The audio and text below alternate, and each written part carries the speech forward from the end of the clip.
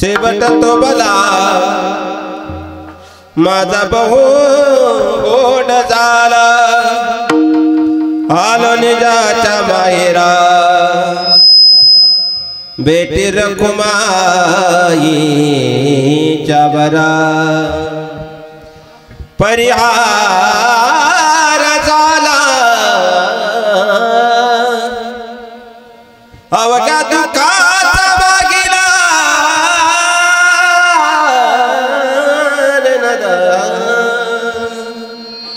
आलो निजाच्या माहेरा बेटी रखुमाईच्या बरा तुका मनेवानी गेली आता गे उदरी आलो निजाच्या माहेरा बेटी रखुमाईच्या बरा गंगा विशुद्धं निदपाद परशं सर्वेष्टितं चुंबितं पुण्यस्थानं सराले स्थितं तं समाधिस्थमूर्तिं नमामि गंगागिरियोगिरोजो तपोज्ञान वैराग्य भक्ति स्वरूपं सदा अलंकृतं साधु संन्यास योगं मुकेश वेदांत शास्त्रार्थ निति नमामि कद्रिं ब्रह्म स्वरूपं महायोग पीठे तटे भीमरत्यं वरं पुण्डलिकाय दातु मुनीन्द्र हि समागत्य तिष्ठन्तमानन्द कंदं परब्रह्मलिंगं भजे पाण्डुरङ्गं नमो ज्ञानेश्वरा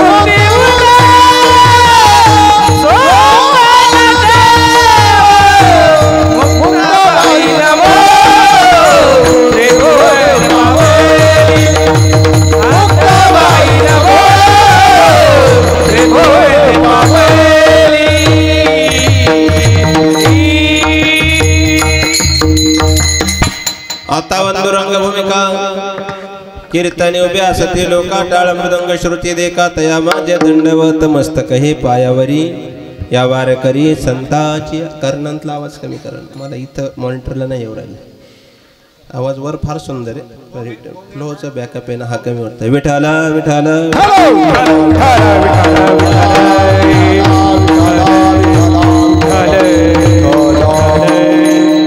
शेवट तो भला माझा बहु गोड झाला आलो निजाच्या माहेरा बेटी रखुमाईच्या वरा प्राप्त प्रसंगी यथावकाश अवधान अल्पशा वेळेमध्ये अल्पशा बुद्धीप्रमाणे कीर्तन रूपी वाक्पुष्प सेवेकरता निवडलेला अभंग वैराग्यमूर्ती देवचे सुप्रसिद्ध साधू जगतमान्य संत देवमान्य संत लोकमान्य संत वैराग्याचे मूर्तिमंत पुतळे वारकरी संप्रदायातील एक विश्वजोग जगद्गुरु तुकोबा यांचा चार चरणाचा यावत सृष्टी तलावरती आलेला प्रत्येक जीव सापेक्ष क्रियेकरता रात्रंदिवस प्रयत्नामध्ये असताना त्या प्रयत्नवादातून जीवाची क्रियामान साधना ज्या शेवटा क्रियामान साधनेकडे जाते तदस्वरूपाला परब्रह्म अवस्थेतून असणारा जीवब्रह्म त्याचा अंश आहे मग त्या जीवब्रह्माची असणारे सापेक्ष क्रिया वर्णन करणारा चार चरणाचा अभंग सेवेकरता निवडला विठाला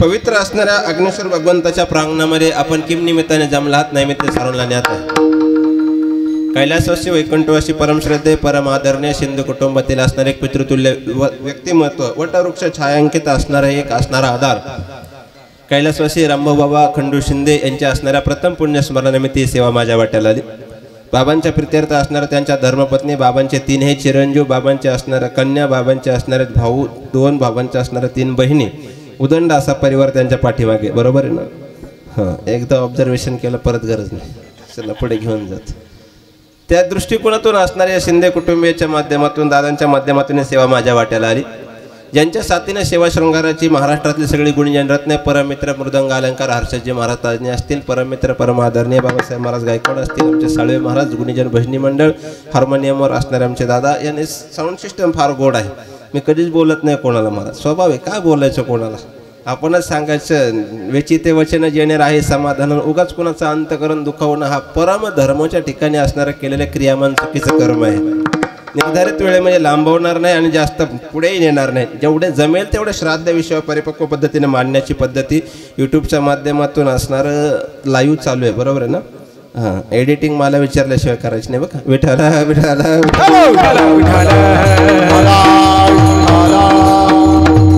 तुमचं नितांत प्रेम असतं, पण त्याचे काही परिणाम विश्लेषण पद्धतीने सांगायची वेळ नाही आता. नीट आहे का? शेवटाकडे जाण्याकरता प्रत्येक जीवाचा प्रयत्न चालू आहे. जे बोलायचे ते संप्रदायाच्या नियमांना अधोरेखित धरून बोलणारे जे गुणीजन मंडळी, मला बहुश्रुत श्रवण करणारी, मला वाटतं कनोली परिसरातून असणारी बरीचशी ज्ञात अज्ञात मंडळी या ठिकाणी. वक्त्याकडे धोरण असावं, गुरुवारी नारायणगिरीजी महाराजांच्या भाषेमध्ये बोवाद वर्णात असावं, भाषेच्या पेक्षा वेगळं काय नाही. बोलताना काय आहे, वयाचा अनुमान काय, प्रक्रिया काय असे, ज्ञान उपजत असताना उपदेश प्रक्रिया काय, या व्यासपीठाच्या मर्यादा सांभाळून पुढे जाण्याचा नितांत प्रयत्न. शेवट प्रत्येकाच्या ठिकाणी गोड करण्याकरता रात्रंदिवस चाललेला प्रयत्न आहे, पण होईल त्याची शाश्वतीने. दोनच वर्ग मांडायचे आणि अभंग सोडायचे. एक वर्ग असा आहे, सुरुवात चांगली असू शकते, शेवट वाईट होईल. एक वर्ग असा आहे, सुरुवातही चांगली झाली आणि शेवटही चांगलं झालं. या दोन वर्गामध्ये जेवढं मांडता येईल तेवढं रामायण महाभारत आणि वाङ्मयाचं पुराण असणारे जे इतिहास दाखले देत आपल्याला अभंग शेवटाकडे न्यायचा आहे. सुख सापेक्ष क्रियेच्या दृष्टिकोनातून विचार केला तर सृष्टीमध्ये आलेला प्रत्येक जीव त्याच प्रज्ञामध्ये रात्रंदिवस आहे. फार सोप्या भाषेमध्ये सांगून जातो, नीट आहे का? लहानपणी आपल्याकडे लेकराला म्हणतात, बाळा थोडंसं चांगला अभ्यास कर, पुढचे दिवस सुखात जातील म्हणतात. महाविद्यालयीन शिक्षणामध्ये सांगतात, चांगल्या अभ्यासाकडे लक्ष दे, पुढचे दिवस सुखात जातील. त्याच स्वरूपाने दोनाचे चार झाले की माणसं म्हणतात, चांगलं कष्ट केलं पाहिजे, लेकरा बाळासहित आपले दिवस सुखाचे जातील. मुलं कर्तबगार झाली, हातपाय एकदा थकले का 60 बुद्धीच्या पुढे गेले की मग आपण विचारावं, आता पार गुडघे टेकले तरी काम करतात. ते म्हणतात, महाराज थोडे हातपाय तरी हलवले पाहिजे म्हणजे पुढचे दिवस सुखात जातील. नेमके कोणते? खरं आहे की नाही? बालपणापासून तर नेणत्या अवस्थेपर्यंत प्रत्येकाची अपेक्षा सुखा करता चालले. मग कलियुगातलं सुख म्हणजे नेमकं काय? क्रियामान साधना. नीट आहे का? प्रत्येक शब्दाची एक व्याकरण दृष्टिकोनातून व्याख्या मांडण्याचा माझा प्रयत्न आहे. प्रत्येकाच्या ठिकाणी कोणालाही जरी विचारलं ना, 399 वर्ष 364 दिवस ज्याचे भरले ना, त्याला जरी देवळाच्या मंदिरात नेलं तर शेवटच्या दिवसाकरता तरी म्हणतो, देवा दुःखात ठेव. मी घरी जाऊ का? मी नाही आवडेन बोलू नाही अवघड. जरा 5Gत बोलतो, BSNL रेंज येणार नाही इतकं मला खालती बोलता येत नाही. पाठीमागे मी सांगितलं होतं, 99 वर्ष 364 उर्वरित एकच दिवस शिल्लक राहिलेला आहे, तरी सुद्धा काय मागणार देवाकडे? सुखच मागणार. सर्व सुखाची आशा जन्म गेला, सर्व सुखाची आशा जन्म गेला, क्षण एक मुक्ती यत्न नाही केला, नाही लोका हिंडतादी शासित पावला, माया वेष्टेला जीव माझे सोहित रती गोले, माझे सोहित रती गोले, माया वेष्टेला जीव माझे सोहित रती गोले, माझे सोहित रती गोले. सुंदर प्रमाण असं असावं. गुरुवारी वक्तेबाबांचं एक वाक्य होतं, पूर्वीच्या काळी लाकडी अवजार होते ना दादा आपल्याकडं, जुन्या काळात. आता ट्रॅक्टर मोडणारे आले तो काळ गहून. पूर्वीच्या काळी लाकडी अवजाराचा जर कधी असणारा त्या लाकडी पाचर निघली जुन्या काळामध्ये, त्याला दांडी बसवली अशी एखाद्या अवजाराला, आणि गावामध्ये विशिष्ट काम करणारा तो वर्ग असायचा. त्या व्यक्तीकडे नेली की ते बरोबर एक लाकडाची मारायचे, काय म्हणायचे त्याला? पाचर. एका अवताला किती पाचरा? शेती केली ना तुम्ही? एका अवताला किती पाचरा?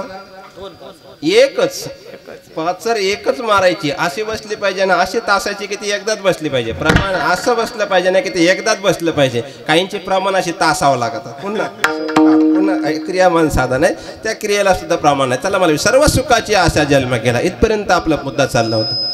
मग त्या पद्धतीनं जर शेवटाकडे जायचं म्हणलं तर प्रत्येकाची अपेक्षा सुख आहे. सुख या शब्दाची नेमकी व्याख्या काय? कलियुगाच्या दृष्टिकोनातून सुख म्हणजे नेमकं काय? कोणत्या क्षेत्रात गेलं का माणसं म्हणतात बाकी काय नको, सुखाचं राहिलं पाहिजे. क्षेत्र कोणतं असू द्या, 5 वर्षाचा काळ सुद्धा सुखात गेला पाहिजे, इथपर्यंत माणसांची मजाल आहे. खरं आहे का खोटे? माणसं म्हणतात 100 आयुष्याचं सुखात जाऊ द्या, 5 वर्ष सुद्धा माझे सुखात गेली पाहिजे. मग सुख नेमक्या शब्दाची व्याख्या काय? प्रारब्ध क्रियमान अवस्थेमध्ये, न्यायशास्त्राची एक व्याख्या सांगतोय का, प्रारब्ध क्रियमान अवस्थेमध्ये भोगाधिक वर्तन कर्मामध्ये जे आपल्या हातून घडलेले कर्म आहे त्या नित्य कर्मामध्ये कोणत्याही प्रकारचं मनाविरुद्ध क्रिया न घडणं तया नाम सुख. विठाला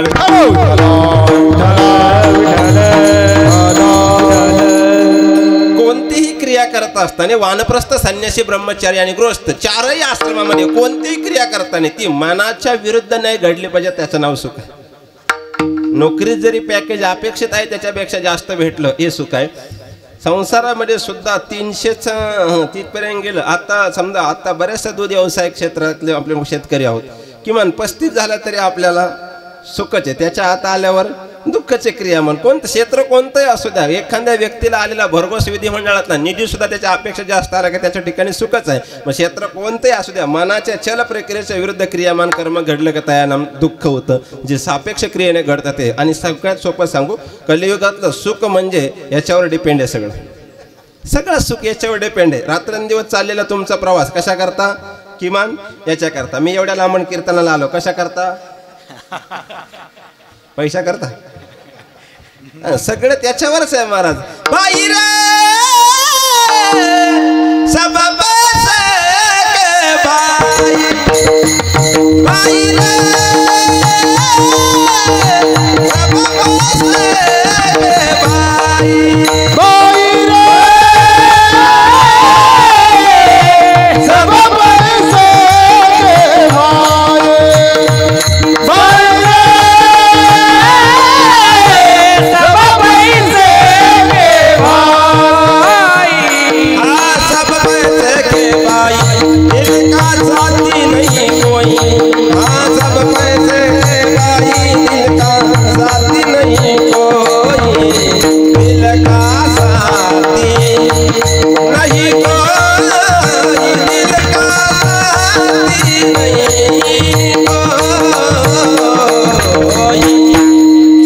बाई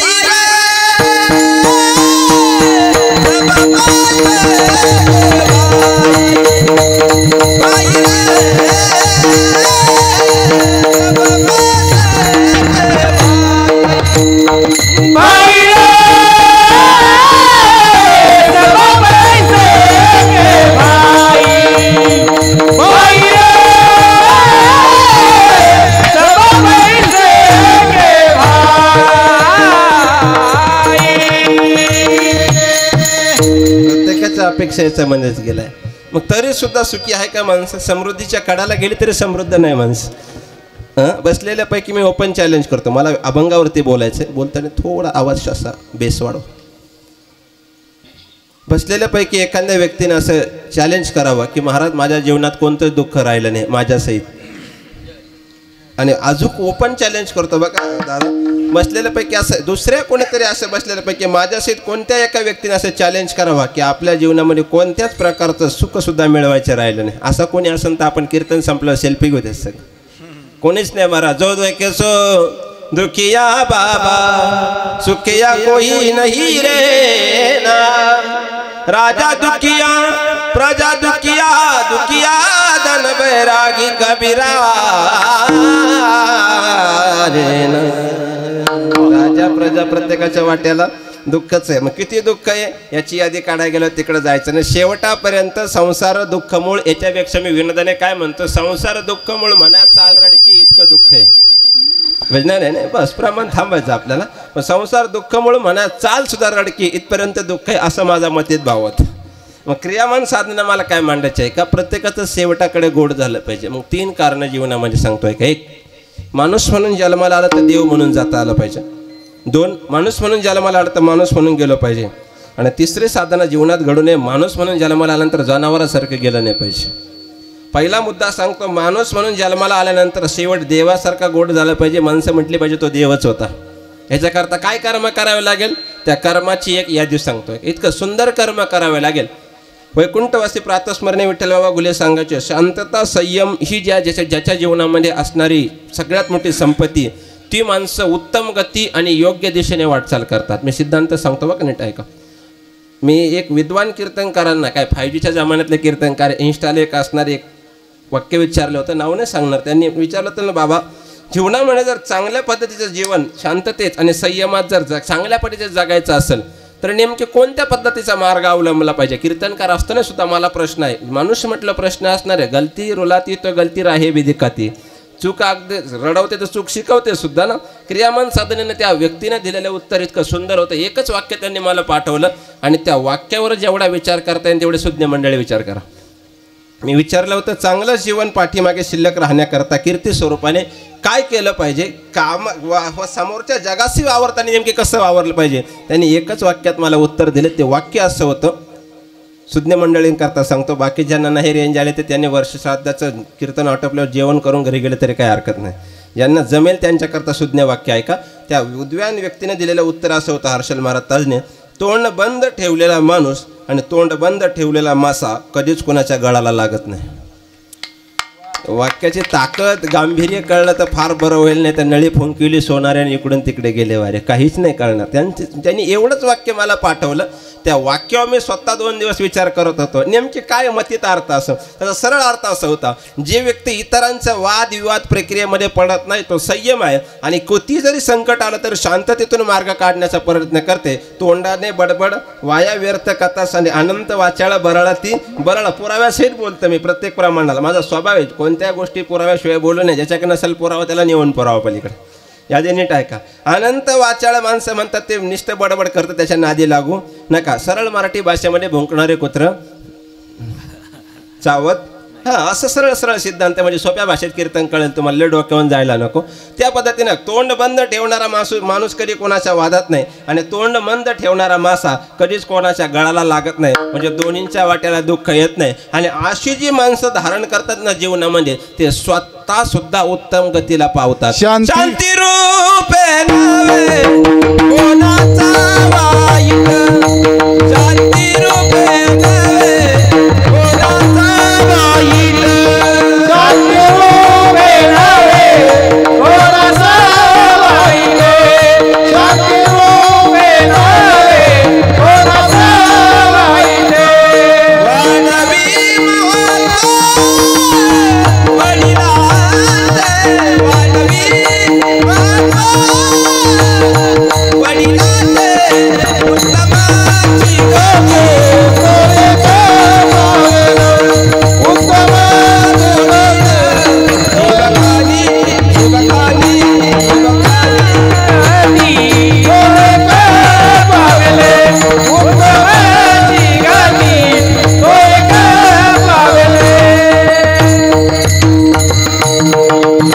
शांती परत नाही सुख,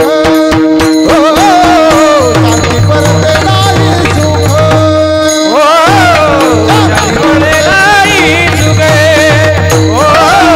शांती परत नाही सुख. आय राव घेत दुःख, हे राव घेत दुःख, हे राव घेत दुःख, हे राव घेत दुःख. मनवोनी शांती धरा, मनवोनी शांती धरा.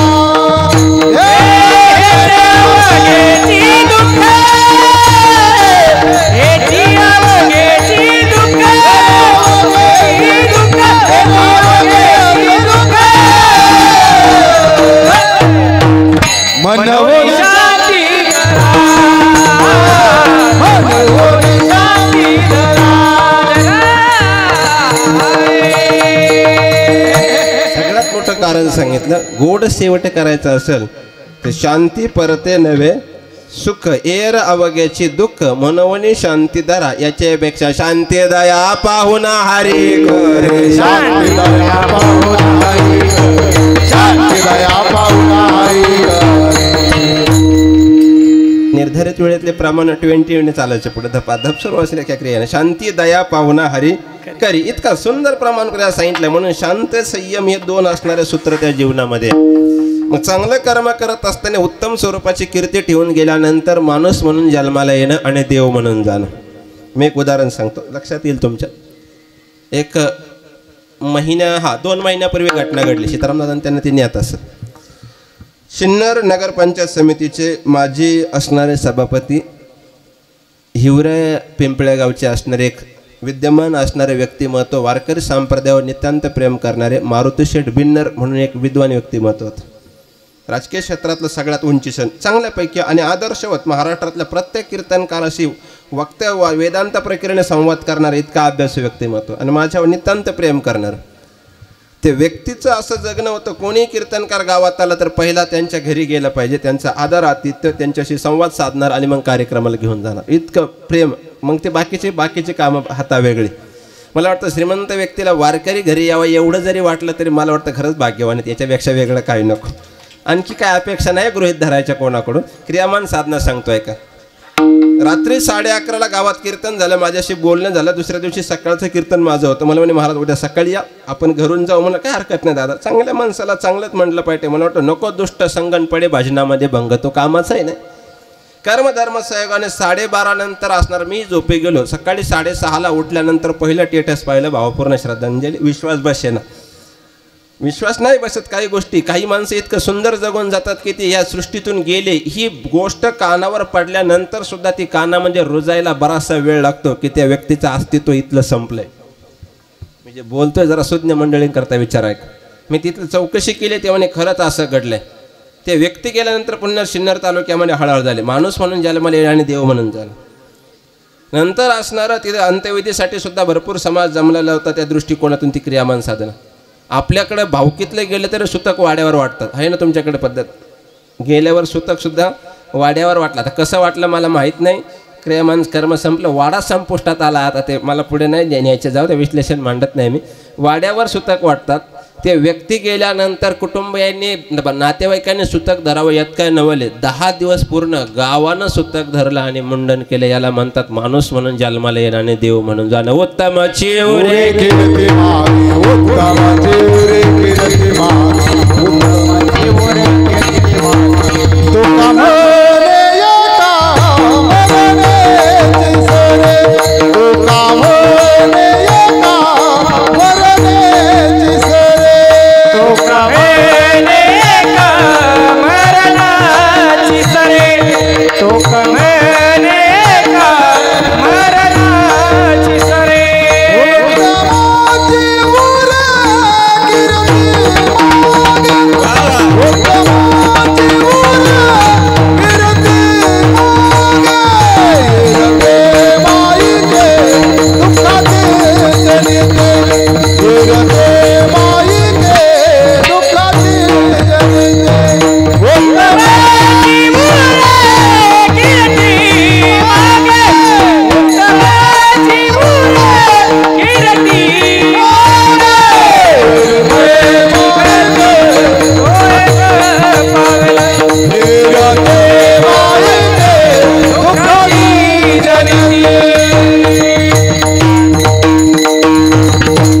याला म्हणतात माणूस म्हणून येणं देव म्हणून जाणं. इहलोकात आपल्यासारख्याच्या युक्त आहार विहार नियम इंद्रियाची सार ही क्रियामान साधना. सगळ्यात लक्षात ठेवा, वैर्याने सुद्धा आपल्याविषयी अश्रू ढाळले पाहिजे, याला मरण म्हणतात. शेवटाकरता सांगतो, जन्म मृत्यूची या सोहळीया यानं बरा म्हणतात. विवाह आपण मध्ये घातला, जन्म मृत्यूची या सोहळीया. माणसाच्या जीवनामध्ये 3 सोहळे. विवाह सोहळा होतो, काहींना मल्हार भाग्य, काहींचा डबल होतो.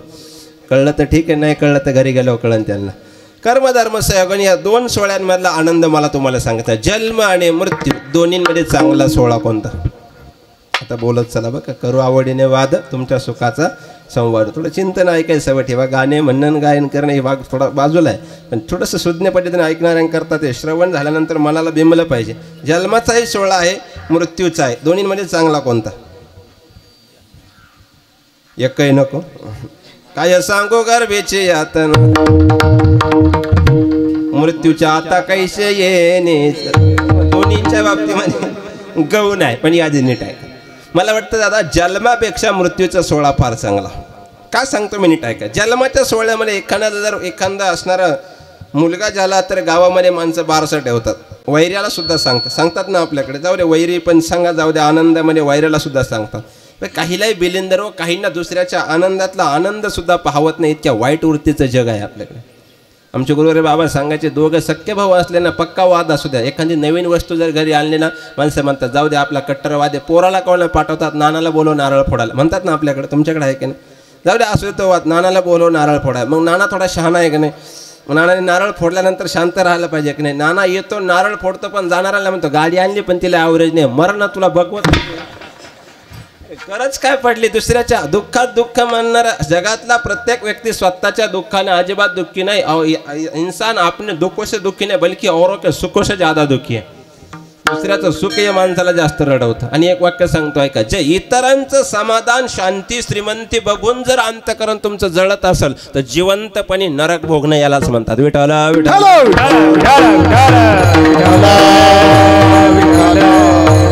पुरावा सांगतो, चला पुढे घेऊन जातो म्हणजे लक्षात येईल. मग तो जन्माच्या सोहळ्यामध्ये जर वैऱ्याला जरी सांगितलं तर तो म्हणता जाऊ दे, काही पोरं होती नाही का गावामध्ये, त्याला स्टंटबाजी काही करते बारसं बिरसं म्हणजे तो येणार नाही. पण जर तोच वैरी आपण गेल्याची वार्ता कळाली, पंढरपूरला नाही गेल्याची वार्ता जर कळाली, नाही येणार अग्नी टाक द्यायला, पण किमान दशक्रियेला पिंडदान व्हायला जरी आला ना तिळ, तर किमान आपल्या प्रतिमेला हात जोडतो. म्हणजे जन्मापेक्षा मृत्यूचा सोहळा चांगला. पण एक सांगू का, जन्माचाही पाहता येत नाही आणि मृत्यूचाही सांगता येत नाही. सगळ्यात सोपा शेवटाचा कोणता आहे, जे मधलं आयुष्य आहे ना, जन्म आणि मृत्यू शब्दाची यादी आहे का, ज न म सर्व जोडाजोडी. एक व्यक्ती जन्माला आला की लेकरू अनंत नाते तयार होतात. मृत्यू शब्दामध्ये अर्धा र त य पुन्हा तोडा तोडी, या दोन्हींमधून एकच शब्द शिल्लक राहतो फक्त जगन. जसं जगन शब्द सरळ आहे तसे माणसाचं वागणं सरळ असलं की पाठीमागे कीर्ती शिल्लक राहते. दोन वर्ग आहे. काही माणसं इतकं सुंदर जीवन जगून जातात. आणि एक आणखी ताकदीचं वाक्य सांगतो, ज्या माणसाकडे सर्व गुण संपन्न आहे, ज्या व्यक्तीकडे सर्व गुण आहे, आपल्या मराठी भाषेत त्याला चौरंगी चिरा मानतात, सर्व गुण आहे, ऑब्झर्वेशन करा, निरीक्षण करा आणि गेलेल्या व्यक्तींची यादी सुद्धा तपासा. ज्या व्यक्तीकडे सर्व गुण संपन्न आहे अशा व्यक्तीला आयुष्याची मर्यादा कमी आहे. कारण जो सर्वांना तो देवाला. आमचे बाबा सांगायचे, काही करता गेल्यावर देवाला विनंती करावी लागते. चांगले गावाला भावाला कुटुंबाला गरज होता का नेला, शिव्या सुद्धा देतात काही माणसं चांगल्या व्यक्ती गेल्यानंतर. आणि काही करता रोज देवाला विनंती करावी लागते, याला घेऊन जा. तरी सुद्धा नाही महाराज राहते निराळे. इतकी अवस्था बिकट होती काही काहींची. मला सिद्धमान काय सांगायचे, मग जन्म मृत्यूचा सोहळाही चांगला नाही. मग शेवटाकडे जाण्याकरता पहिले क्रियामान साधना सांगितली. शांती आणि संयम जीवनातला सगळ्यात मोठा आहे. आणि ते शिकवण्याचं मुक्त विद्यापीठ म्हणजे जीवनातले गुरु आणि आई वडील, याच्यापेक्षा वेगळं कोणी शिकवत नाही. संस्काराची सगळ्यात मुक्त विद्यापीठाची शिदोरी असेल तर येथ वडील जे जे करते तया नाम धर्म ठेवते, याच्यापेक्षा वेगळी नाही ज्ञानोबारांच्या भाषेमध्ये. जे वडिलांनी करून ठेवलं ते धर्म आपल्या दृष्टिकोनातून. आपण काय म्हणतो, परंपरा आहे, वडाच्या खाली देव बसवलेला आहे, आमचं पिढी जाते कुलीची कुळदेवी ठावे केली संतांनी, तसं आम्ही त्या पद्धतीने सेवा करतो. हे कोणी दाखवलंय, बोला ना, कोणी दाखवलंय. पण जगातल्या दृष्टिकोनातून जर एखादं देवस्थान स्थापित केलेलं असेल तुमच्या दृष्टिकोनातून, ते वाडवडिलांची पुण्य आहे म्हणून आपण म्हणतो त्यांनी ते स्थापन केलं, येण्याची पण ते चालू जाता न पडे गुंता कोटे काही. आम्ही त्या पद्धतीने करतो. चला पहिला पुरावा सांग. काही माणसांच्या दृष्टिकोनातून वडिलांनी घेतलेला निर्णय चुकीचा वाटतो. म्हणजे काही पोरं म्हणतात महाराज नका ऐकू त्याचं, त्याला काही आलं नाही ना आम्हाला काही करू दिलं नाही. समजून जायचं, इथं संपत्ती असताना संस्काराची शिदोरी कमी पडली. आणि काही घरांमध्ये गेलं का दारिद्र्य अवस्था असतील, मग त्या मुलांना विचारावं कसं काय महाराज भरपूर केलं आमच्या आई वडिलांनी. समजून जायचं, दारिद्र्याचा अभिशाप असताना सुद्धा संस्कारची सगळ्यात मोठी श्रीमंतीची शिदोरी यांच्या डोक्यामध्ये आहे. कर्मधर्म सहयोगानं जर असं असेल तर एक यादी नीट ऐका. श्रीमंती आणि समाधान या दृष्टिकोनातून तिकडे बघू नका. संस्काराची सगळ्यात मोठी, कधी कधी आई वडिलांचा निर्णय चुकीचा असू शकत नाही. मी थोडा रामायणातला पुरावा देतो म्हणजे लक्षात येईल. बाली इतका बलशाली कोणीच नव्हता रामायणामध्ये. नीट ऐका, शेवट सांगतो त्याचाही. बाली म्हणतात, काही ठिकाणी वाली म्हणतात, तुलसीदासची वाली म्हणतात. मूळ रामायणामध्ये बाली हा शब्द, बाली आणि सुग्रीव. बाली म्हणजे बलशाली या शब्दाचे वेगळे अर्थ होऊ शकते. बालीकडे एवढी ताकद होती म्हणतात की रावण सार्वभौम राजा होणार होता. सांगतो थोडं चिंतन चालेल ना, काय डोक्यावर जाणार नाही. ऐका, सुज्ञ मंडळी ऐकताय, उगाच कुणीकडे जाऊ नये, भरकुटू नाही कीर्तन करा. रावण सार्वभौम राजा होता राहिला. पहिलं रावणाला किष्किंधा जिंकता आली नाही, तिथं बाली ताकदवान होता. रावणाला अयोध्या जिंकता आली नाही, तिथं अज राजा ताकदवार होता. आणि रावणाला मिथिला जिंकता आली नाही, तिथं जनकासारखा ताकदवार होता. रावण नुसतं एकट्या राम अवतारापुरता नाही, नीट ऐकत जा. पाहुणी या ग्रंथी करावे कीर्तन, पाहुणी यूट्यूब चोरावे नाही नुसतं. आता काळथोच झालाय, काल आहे तसं महिना. मग गाडी घोंगरापर्यंत माणसं आले, आता हाकायला बायाने बसवणार, मग झालं बस, बाकी तिकडे जायला नको. आता काय कोणाची वृत्ती कुठेपर्यंत गेली आता सांगता येत नाही. माणसं काय ऐकताय, काय काय श्रवण करावं याचं भानच नाही राहिलं ना. या कलियुगामुळे झाले धर्माचे वाटोळे. यादी नीट आहे का. त्या दृष्टिकोनातून बालीनं असणारं आक्रमण करण्याकरता रावण आला होता, पण बाली पूजा करत असताना नित्य नेम नामी ते प्राणी दुर्लभ. बालीकडे आल्यानंतर प्रसंग असा उडावला की पूजा करत असताना रावणाने खंडन केलं नाही, पण रावणाने मध्ये व्यत्यय केला. मी कशासाठी आले, वालीने हात वरती केला, तरी रावण बोलायचं ऐकणं. अनंत वाचाळ वरळती वरळ. वालीला राग आला, म्हणला खंडन नाही झालं पाहिजे. जाणत्या माणसाकडून कोणताही नित्य नेम खंडन झालं की त्याची साधना संपुष्टात येते. ते विषय लय खोलवर जाईल, मला तिकडे मांडायचं नाही.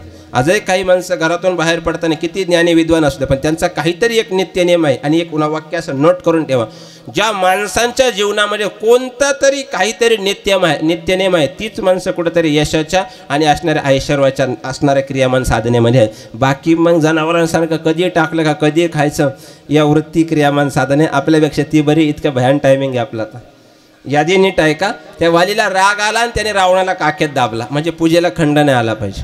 किती ताकद असेल.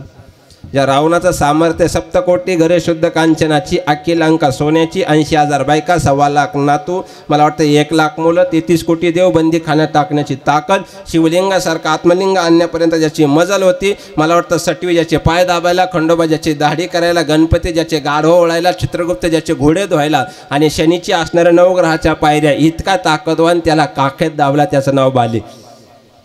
मी सांगतोय बघा, वडील घेतलेला निर्णय कधी चुकीचा असू शकत नाही. हर्षद महाराज त्याला काखेत दाबून नाही सोडला नसता. त्याचा नित्यनेम होता 7 समुद्राचं स्नान करायचं. मग रावणाला सुद्धा काखेत धरून त्याने 7 समुद्राचं स्नान केलं. कोणी? बालीनं. आणि तेवढ्यावर न थांबता बालीचा असणारा एकुलता एक मुलगा अंगद ज्यावेळेस रडायचा राहिना, त्यावेळेस भावार्थ रामाने सांगितलं, जिवंत रावण सुद्धा 6 महिने पाळण्यावर टांगून ठेवायचे, ज्याची ताकद. कळतंय ना. फक्त एक नीती जीवनामध्ये चुकली, परश्री माते समान असताना स्वतःच्या भावाची असणारी पत्नी सपत्नी व्हावी, या दृष्टिकोनातून नीती संपली. देवानं नीती सोडली आणि मग बालीला मारलं. इथपर्यंत पुढे न्यायचे. बाली धारातीर्थी पडल्यानंतर भगवान परमात्मा समोर आले आणि बालीनं देवाकडे बघित हसला. पाहता श्रीमुख सुखावले, डोळ्याची भूक न वजे माझ्या, तुझं पाहता सामोरी, दृष्टी न फिरे माघारी, माझ्या चित्त तुझ्या पाया मिठी पडली, किंवा चित्ती तुझे पाय डोळा रूपाचे, किंवा सुंदर ते ध्यान उभे विटेवरी, राजस सुकुमार मदनाचा पुतळा, देखिला माये आदिदेव. किती प्रमाण देऊ, एका यादीत असणार, याच्यातूनच आलो आहे आम्ही. प्रमाण देता देता इथपर्यंत प्रमाणात आलो आहे. हा पुरावा सांगतो, यादी नीट ऐका. सर्व बघितलं आणि देवानं वालीकडे बघितल्यानंतर मान खाली घातली. आता मला पुरावा सांगायचा आहे, वडिलांनी घेतलेला निर्णय कधी चांगला असतो. देवानं मान खाली घातली, याचं कारण होतं, वालीनं प्रश्न केला, मला मारायचं कारण सांग. तुझा माझा वैर, तुझा माझा काही वाद, तू झाडाच्या आडून बाण मारलाय. वाद कोणाचा आहे? माझ्या भावाचा आणि माझा. मग तू त्याची संगती कशी काय केली? तू तर देव आहे आणि तो तर सामान्य आहे. त्यावेळेला सांगितलं गीतेमध्ये, समानशील व्यसने सुसख्यम. समान दर्जाची माणसं समान दर्जाच्या माणसाची संगती करतात. खाणारा खाणाराचे करतो, गाणारा गाणाराचे करतो. पुढचं नाही येत मला, ते तुमचं पाठ असेल.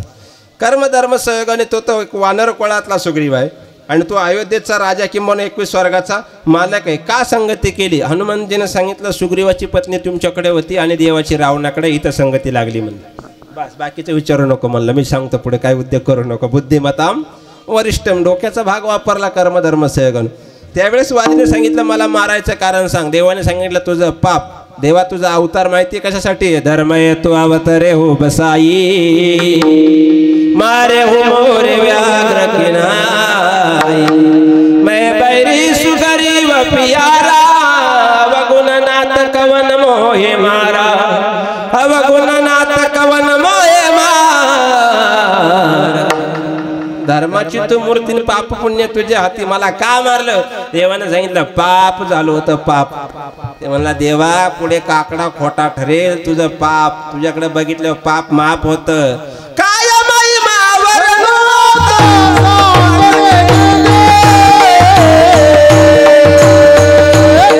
कोटी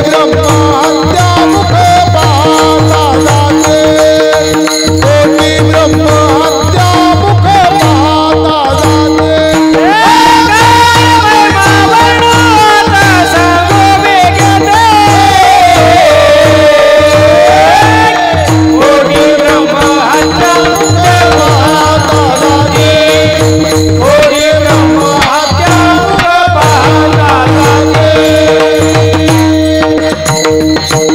तुझं तोंड बघितल्यावर कोटी ब्रह्म हत्या संपत आहे आणि तू म्हणतो पाप राहिला. आता उत्तर दे. देवानं सांगितलं इथे जिंकला गाड्या तो. जाऊ दे म्हटलं तुला पुण्य. देवाने सांगितलं आत्ता बालीनं देवाकडे बघितलं सांग आता विजय कोणाचा तुझा का माझा. हनुमानजी म्हणले डोक्यात मोडेल म्हणलं मरायला लागले तरी सोडीना माझा विजय का तुझा विजय. बरेचसे माणसं अन्न मान धन मरता मरता राहतात पण प्रारब्धाने भेटत नाही. गादी कोणत्याही क्षेत्रातली पुण्याने मिळते. अन्नसुद्धा प्रारब्धाने मिळतं आणि मानसुद्धा प्रारब्धानेच मिळत असतो. काहींचं मानापायी आयुष्यभर अपमान झाला पण अपशब्द गेला नाही. त्यांची बुद्धी अपभ्रमण झाली पण मान मिळाला नाही. चला विश्लेषण मला मांडायचं नाही.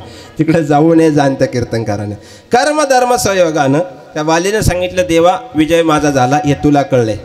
कारण अंतकालेचे मामेव स्मरण मुक्त्वा कलेवरून अंतकाल समयाला ज्याच्या मुखामध्ये तुझं नाव आलं तो जीवनातला राम म्हणता जावं माझा प्राण. त्यावेळेस शेवटच्या क्षणी ज्यानं मारले एकुलत्या एक मुलाला जवळ बोलवलं आणि अंगदाचा हात प्रभू रामचंद्रांच्या हातामध्ये दिला. देवा इथून पुढे जबाबदारी तुमची. वाक्य कळतंय. वाक्य कळतंय. याची ताकद कळली तर फार बरं होईल. ज्यानं बाण मारलाय ज्यानं धारातीर्थी पाडले थोड्या वेळाने प्राण जाणार आहे आणि त्याच्या हातामध्ये स्वतःच्या मुलाचा हात दिलाय. अंगदाला सांगितलं मी घेतलेला निर्णय तुला चुकीचा वाटतो. लेकराचे ओढी बाप करी जोडी.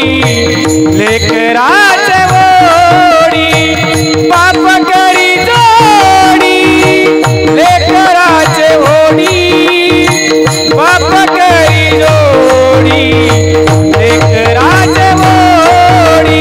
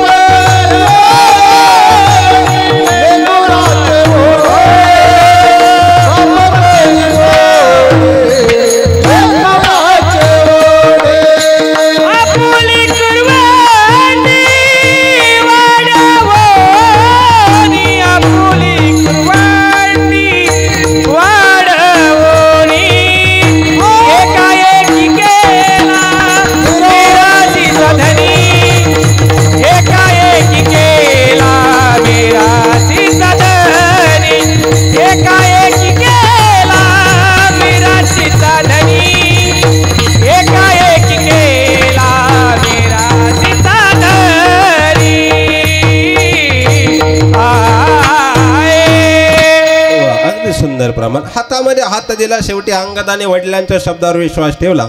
रामायणामध्ये ज्या ज्या ठिकाणी क्रियामान साधनं झाले त्या ठिकाणी जांबवंताला शेवटचं समुद्राचं पाणी आणणारा मुलगा म्हणजे अंगदच होता. त्याचे कपिकुळ उद्धरिले मुक्त केले राक्षसा. शेवटचा निर्णय जरी वडिलांनी मारणाराच्या हातात दिला होता ना तरी तो चांगला होता. त्याच्यावरून उदाहरण असं घ्या आपण वाद ठेवून मरतो. माझं वाक्य कळतंय ना. काय सांगायचं ज्यानं मारले त्याच्या हातामध्ये हात दिला आणि आपली म्हातारे तिसऱ्या पिढीतले सांगून जात्या. त्याचा आपला 3-3 पिढ्यांचा वाद होता. परवा तुम्हाला सांगून जातो मी मेलो तरी चालेल पण हा मिटला नाही पाहिजे. तू मरणं लय गरजेचं आहे. मला वाटतं एक वेळेस शस्त्रानं झालेला वार बुजावता येतो गड्या पण जिभेने झालेला वार 3-3 पिढ्या बरबाद करतो. म्हणून वेचिते वचन जेणे राहे समाधान. एक वाक्य सांगतोय का ज्या माणसानं पिढीजात बांधांच्या वादामध्ये third generation first to third generation between the gap न्यायशास्त्राला PhD करण्याकरता काय प्रणालीत. मी 10वी-12वी नापासचा विद्यार्थी नाही आहे. न्यायशास्त्रात PhD करतो. त्याचं विश्लेषण सांगतो ऐका. हे काय आहे ती जुनी पिढी आणि नवीन पिढीमध्ये असमाधानी अवस्थाने त्याविषयी त्याची मला सार्थकता मांडायची शेवटाकडे. ज्या माणसाने बांधाच्या वादामध्ये तिसऱ्या पिढीपर्यंत वाद ठेवला ना त्या माणसाने कुटुंब बरबाद करण्याचं सगळ्यात मोठं माध्यम निवडून ठेवलं. पण ज्या माणसांनी पहिल्या पिढीचा वाद हा पुढे न जाता त्या मुलांना वेल सेट करून शिक्षणाकडे सुसंस्कृत बनवलं ना त्याच मुलांनी पुढं वेल एज्युकेशन घेतल्यानंतर स्वतःच्या नोकरीच्या पगाराच्या बळावर त्या जमिनी बांधासहित घेतल्या. काय सेट करायचं हे तुमच्या हातावर डिपेंड आहे. विठाला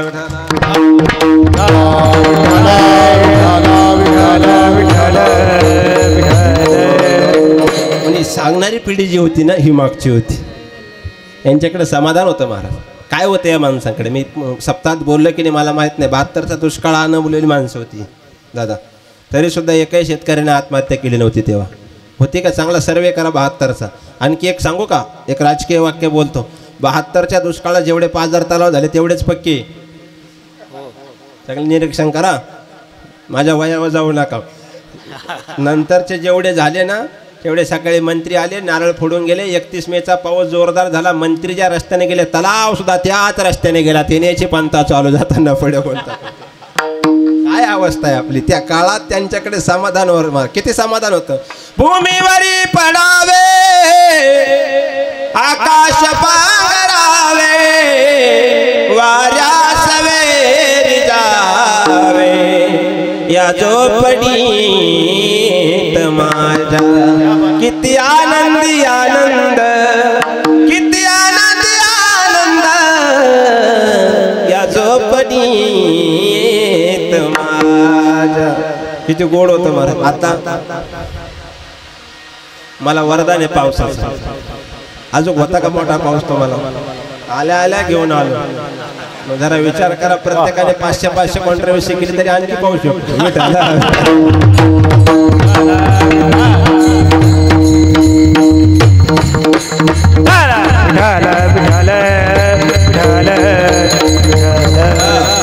नाही मी येताना पाऊस आणत असतो. पावसाचं गाणं म्हणाल पण त्याचे 25,000 सेपरेट होते. मला परवडन का ते जास्त मागवायचं म्हणलं जास्त घ्यावं लागेल ना. चला भाग्य आपल्याला ज्याची गरज आहे. मला वाटतं सगळ्यात गृहस्थ आश्रमाला योग्य काळी वृष्टी पर्जन्याची याच्यापेक्षा वेगळं काय. हाताला आलेली लक्ष्मीला मुठभर चारा घेऊन घालतावा एवढं तरी पाण्याची गरज आहे. आणि आज खरंच खऱ्या अर्थाने पाऊस आलाय. तुमचं सगळ्यांचं भाग्य. विठाला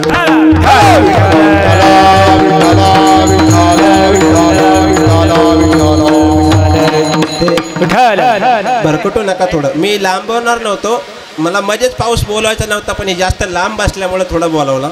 म्हणजे पुढे येतील, थोडे पुढे येतील. ती एक आयडिया असते त्या दृष्टिकोनातून. जाऊ दे, मला विषय मांडायचा नव्हता. मग सुरुवात चांगली, शेवट वाईट सांगतो. म्हणजे आपल्याला जेवढा वेळ पुरेल तेवढं. बाकीची गडबड करू नका.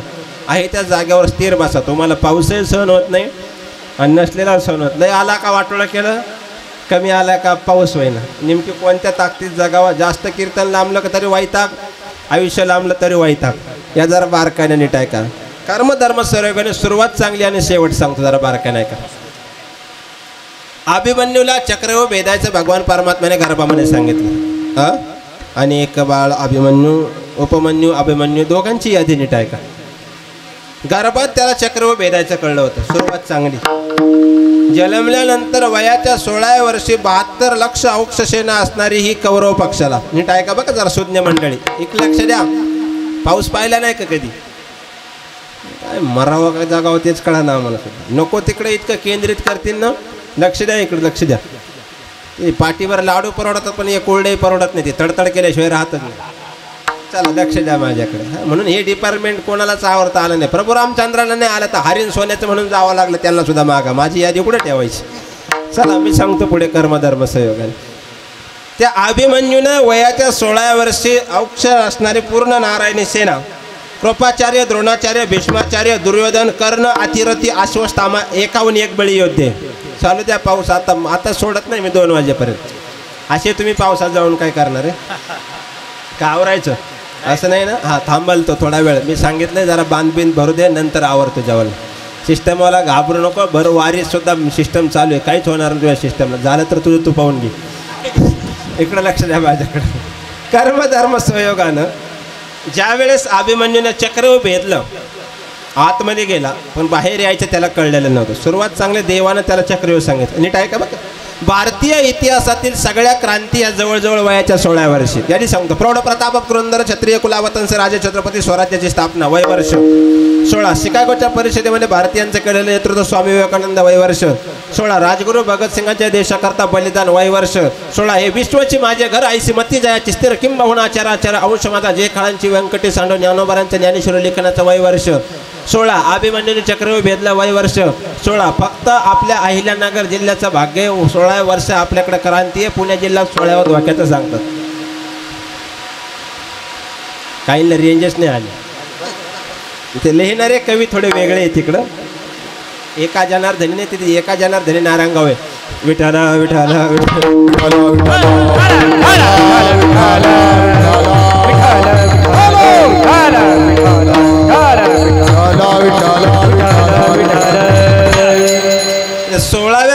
अभिमन्यूला असणारं ज्यावेळेस शस्त्र पडलं त्यावेळेस अभिमन्यू धारातीर्थी पडला आणि धारातीर्थी पडल्यानंतर 14च्या 14 योद्ध्यांनी निक्षत्रिय झालेल्या त्या 16 वर्षाच्या लेकरावरती बाण चालवले. यादी नीट ऐका. महाभारतामध्ये कृष्ण परमात्म्याने 14 वेळेस नीती सोडली. याचं कारण होतं 14च्या 14 क्षत्रिय योद्ध्यांनी क्षत्रियाचा शस्त्र पडल्यानंतर बाण चालवले होते म्हणून एकेका करता एकेका वेळेस नीती सोडली. घेशी तेव्हा देशी. सुरुवात चांगली पण जयद्रथासारखा योद्धा आला आणि अभिमन्यू मेलाय का नाही म्हणून लात मारून चेक केलं. सुरुवात चांगली शेवट वाईट. विठाला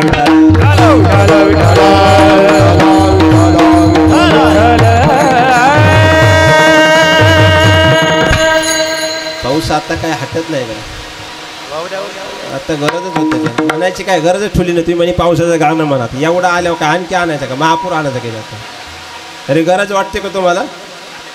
रान सुन झालं सारा पावसा विना धरणीची माझ्या हाक जाईना ए नंदी अंबर तो माझा मेघा कधी गरज तो रे रानातला मोर तुझी वाट पाहतो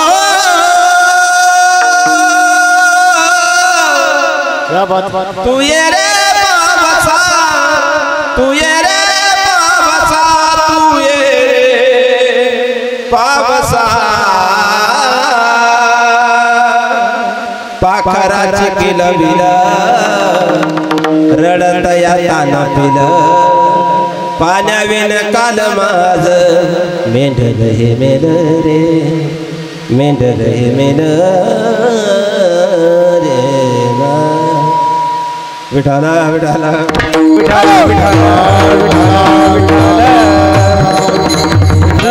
म्हणून सुरुवात चांगली झाली पाहिजे आणि शेवट सुद्धा चांगला झाला पाहिजे. कसा झाला पाहिजे. कलियुगामध्ये होईल का नाही शाश्वती नाही सांगता येत पण सिद्धांत सांगतो. 2 गोष्टी करू नका. कलियुग उपकाराची फेड अपकारानं 100% करते. 2 प्रगतशील शेतकरी जरी शेजारी असले तरी मधल्याला सांगत नाही कोणतं औषध मारलं. इतके दुर्दैवी. खरं आहे का खोटं आहे सांगताय. बाटल्या पुरून ठेवतो पुरून. इतके दुर्दैवी कलियुगातले शेतकरी. काय पावसाने यावा तरी तुमचं भाग्य. आज तुम्हाला खळखळून पाऊस झाला. मी येताना हर्षद महाराजांना म्हणलं हर्षद महाराज वातावरण आहे ते म्हणे महाराज आजो टिपका नाही म्हणलं 100% येणार. खरं बोललो होतं की नाही आला घडी त्यामुळे सावध राहायचं थोडं आणि झाला ना थोडं त्याच्याकरता टाळ्या वाजवा किमान त्याच्यामुळंच आपल्याला कसं तरी भेटतंय. योग्य काळे वृष्टी पर्जन्याची धनधान्याची तृप्ती. यादी नीट आहे का. कलियुगामध्ये अपकाराने फेड करणारे जास्त आहे म्हणून जास्त शहाणा करण्याच्या भानगडीत कोणाला पडू नका. आमच्या गुरुवर न्यायाचार्य शास्त्रीजी महाराज सांगायचे शहाणा माणूस 10 मूर्ख सांभाळतो पण एक शहाणा संगतीत ठेवत नाही. ते म्हणे कसं काय आम्ही विचारलं म्हणे तो शहाणा जास्त संगतीत राहिला का अति शहाणा होतं म्हणे कुरघोडी करतो. ज्याला कळण त्याला कळण ज्याला नाही कळण त्याला धन्यवाद म्हणे. मग जास्त उपकार करण्याच्या भानगडीत पडायला गेले का समाज अपकाराने फेड करतो. ही कलियुगाची रीत आहे. सिद्धांत सांगतो मी तुम्हाला कळेल. एक दृष्टांत सांगतो जाऊ द्या जेवढा आवाज पुरेल तेवढा. आज पावसात कीर्तने लोक पावसात भिजून गाजवत आहे सभा. मला तिकडे नव्हतं जायचं. पावसात भिजल्याचा परिणाम चांगला होतो असं मी ऐकलं आहे. कसा होतो मला माहीत नाही पण आता बोलू चला. सगळे सुज्ञ मंडळी अपकाराने फेड होत याच्याकरता सांगतो. कसाब्याच्या दारामध्ये एक बोकड आणि एक कोंबडा होता. एवढा दृष्टांत सांगून जर नाही कंट्रोल झाला तर आपल्याला कंट्रोल करायचं आहे. ते कसाई शस्त्र घासत असताना आखाडाचा महिना आता आखाड्यातल्या वारकऱ्यांना सांगतो जास्त नाही सांगत. ते कसाई बोकड आणि कोंबड्या का बघून हसायचा आणि कोंबड आणि बोकडा त्याच्याकडे बघून हसायचा. तुम्हाला का असतो रे. ते बोकड म्हणला नाही. कोंबड्याला म्हणला तू तर सकाळी सकाळी अख्खं गाव जाग करतो तरी तुला कापायला. तो म्हणला असंच आहे म्हणला समाजात जो लय जाग करायचा त्याला कापाय उठतात म्हणला. आणि बोकडाला म्हणला तू काय हसतोय. तो म्हणला माझं मरण आहे थोड्या वेळाने. मग तरी हसतोय म्हणला कारण असं आहे रे आयुष्यभर मी हिरवा झाडाचा पाला आईचं दूध प्यालं म्हणला तरीसुद्धा माझं मरण असं आहे. म्हणजे आणि मला खाणाऱ्या त्याचा शेवट कसा असेल कळतं आहे ना. मी आयुष्यभर मांसाहार केला नाही तरी मला असं मरण आहे. मग जो मला खाणार आहे त्याचा शेवट कसा असेल, तो कसा झाला पाहिजे? अभंगाच्या पहिल्या चरणामध्ये शेवट तो बाला शेवट तो बैला शेवट तो बैला ओ शेवट तो बैला शेवट तो बैला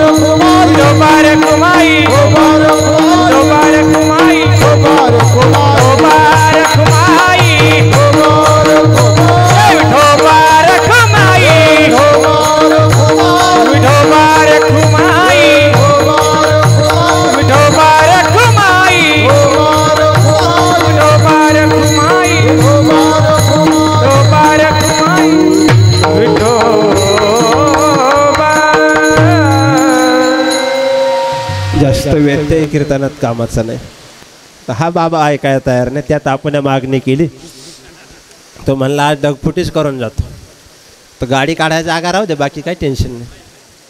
तिकडे आका खांजापर बुडू दे, मला काही घेणं नाही. पण बुडणार नाही एवढे. मला शाश्वती आता पहिलाच पाऊस आहे, गरज आहे पावसाची, फार गरज आहे. नितांत आपल्याकडं फार बरं आहे. अजून त्या टेंभुर्णी वगैरे त्या पट्ट्यामध्ये ढेकळं तसेच आहे महाराज. आम्ही काल परवा जाऊन आलो ना, पावसाची नितांत गरज आहे. फक्त एक चरण सोडवतो, थोडा शांत झाला आहे. आणि पाऊस इतका विचित्र आहे महाराज. बघा तुम्ही ज्ञानेश्वर माऊली करा, तो थांबणार. तुम्ही म्हणणार मग आताच करा. नाही, तसं नाही करणार मी. मला सिद्धांत मांडायचा. विठाला विठाला विठाला विठाला विठाला विठाला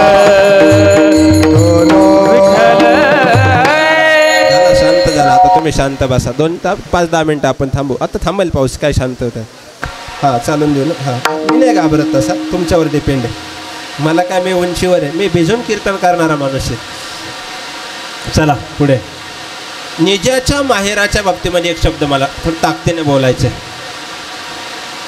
निज रूप दाखवावं. निज या शब्दाचे नेमके अर्थ काय? निज या शब्दाचे अर्थ आहे प्राप्त अवस्था जी आहे ती स्वतःच्या ताकदीने बदलवणं. याला निज अवस्था म्हणतात, की मी माझ्या ताकदीने ते क्रियामान वर्तन बदलू शकतो. मी लाईव्ह बोलतोय, मला याचं बहाणे कोणाला प्राप्त झालं ते एक लाईव्ह उदाहरण सांगतो.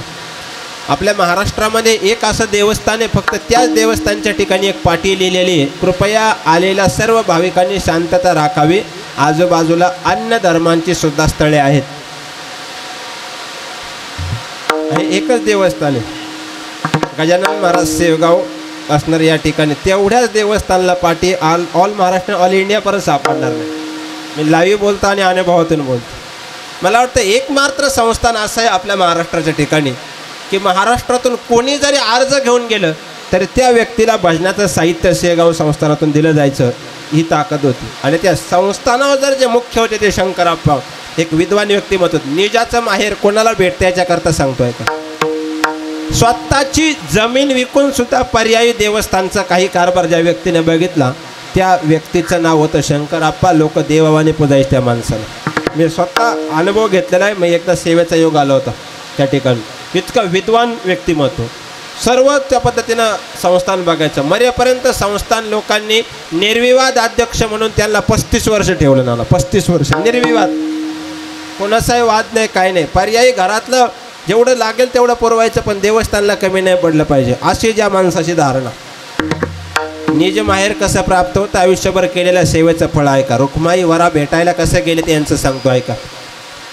शेवट त्यांचा असा झाला, त्यांना एक छंद होता, संत गजानन महाराजांची गीतं लिहिण्याचा छंद होता आणि एक एक पद लिहायचे. म्हणून त्याने ते आता जर तुम्ही दिंडीत बघितलं की विद्वान गायक शेगावच्या, इतका सुंदर आवाज आहे त्या माणसात. उंची अशी कमी आहे महाराज, पण इतका तयारीतला आवाज आहे ना, कायम पांढरी 3ला डबलच म्हणणं.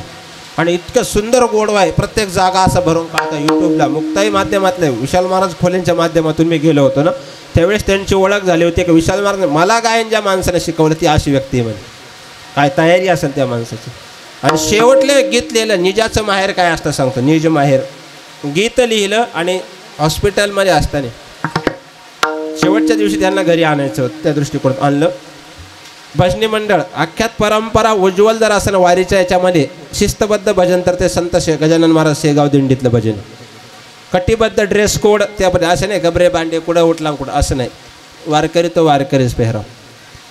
आणि मग त्यांनी त्या गायकांना जवळ बोलावलं. निजाचं माहेर थोडंसं बोलताना द्या ना, आवाज वाढवा ना, आता पाऊस थांबला ना का घाबरू, मी आहे ना, माझ्या पाकिटातून देईन भाऊ, वाढव. कर्मधर्म संयोगाने त्यांनी असणाऱ्या त्या सर्व गायकांना बोलवलं. आता आपल्याला कार्यक्रम लांबायचा, आता नाही सोडणार, आता बसा खाली, आता नाही सुट्टी तुम्हाला. आता वाजले की 12 महिनेपर्यंत मी सोडित नाही. आता नाही आले तिथपर्यंत. कर्मधर्म संयोगाने त्या गायकांना बोलवलं आणि सांगितलं एवढे या गीताला चाल बसवा आणि मला याच्यामध्ये देह ठेवायचं आहे, जमल का तुम्हाला? मी म्हणले पोरांना वकील बोलव, मला सह्या करायचं आहे आणि जायचं आहे. पोरं म्हणतील वृद्धाश्रमांची बरेचशी यादी देतील, तुम्ही तिकडे नाही जाणार, एवढा अधिकार काळावर आपला नाही आहे. शेवटचं गीत लिहिलं त्यांनी, ते गायकांकडे दिलं. थोडी भैरवी होती, मी म्हणतो त्या पद्धतीने आहे, माझ्या पाठीमाग म्हणण्याचा प्रयत्न करा. आणि त्या गीताच्या शेवटच्या चरणावरती देह ठेवला. याला म्हणतात निजाचं माहेर प्राप्त होणं. जाऊन कुणी सांगा माझ्या श्री गजाननाला, जाऊन कुणी सांगा माझ्या श्री गजाननाला, जाऊन कोणी सांगा माझ्या श्री गजाननाला, जाऊन कोणी सांगा माझ्या श्री गजाननाला. फार वेळ झाला, फार वेळ झाला,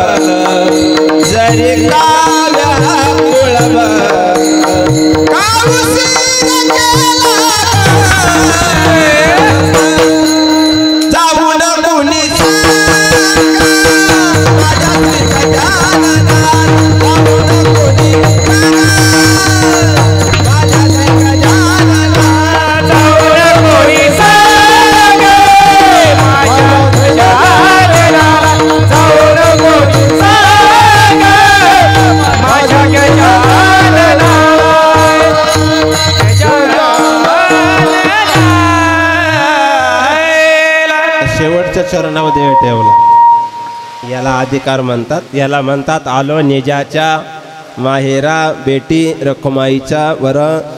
बाबांचं जीवन भाग्यवान होतं. सुज्ञ मंडळी ऐका, मी त्या कुटुंबाशी परिचित असेल नसेल मला माहीत नाही. माणसाचा जीव पर्व काढावा नाही गेला पाहिजे, देह पर्व काढावा नाही, पण शेवट पर्व काढावा पाहिजे. साधीला हा पर्व काळ गेला अंतरीचा. जीव जर गेला ना मग काय तुझा जीव जातो. फराळाच्या मिशे काय थोडे जरी होते उजगरे रावळाशी कारे मरशी जाता हा नाही गेला पाहिजे, पण शेवट इतका पर्व काढावा गेला पाहिजे ना की मला वाटतं बाबांच्या बाबतीमध्ये आयुष्यभर केलेली साधना असेल. आता वारीच्या पर्व काळावर त्यांना सुद्धा म्हणा आलो निजाच्या माहेरा बेटी रखुमाईच्या वरा. इतकं पवित्र मरण घेऊन माणसं गेली पाहिजे. माणसं मेल्यानंतर वैरी हळहळला याला मरण म्हणतात. परिहार झाला अवघ्या दुःखाचा मागेला. याच्याकरता एक दृष्टांत सांगतो म्हणजे तुमच्या लक्षात येईल. धावतं कीर्तन घेतलंय मी. पाऊसही धावताची येऊन गेला पण चांगला येऊन गेला. तो म्हणला तू तुझं काम केलं, तू म्हणल्यामुळे मीही आलो. यो लाभे लाभदून आवला. चला पुढचं तुम्हाला कळालं. परिहार झाला या शब्दाची ताकद सांग. जीवनपटामध्ये वडिलांच्या दृष्टिकोनातून लेकराकरता सर्वस्व कष्ट करणारा एकमात्र व्यक्तिमत्व म्हणजे वडील. ताकदीचं वाक्य बोलतो, राजकीय क्षेत्रामध्ये कोणी कोणाला कोणाची गादी इतक्या सहज देत नाही. देत आहे. आजीचा माजी झाला तरी म्हणतो नाही एवढा सहज सोडणार नाही, मागचा 5 वर्षाचा तारा जरा कठीण दिले. आमच्याकडे म्हणतात, तुमच्याकडे नाही, मला घरी जायचं. तुमच्याकडे म्हणतात का? मग असंच चला सगळ्याच वाटतं. मला वाटलं काही वेगळं आहे महाराष्ट्रामध्ये.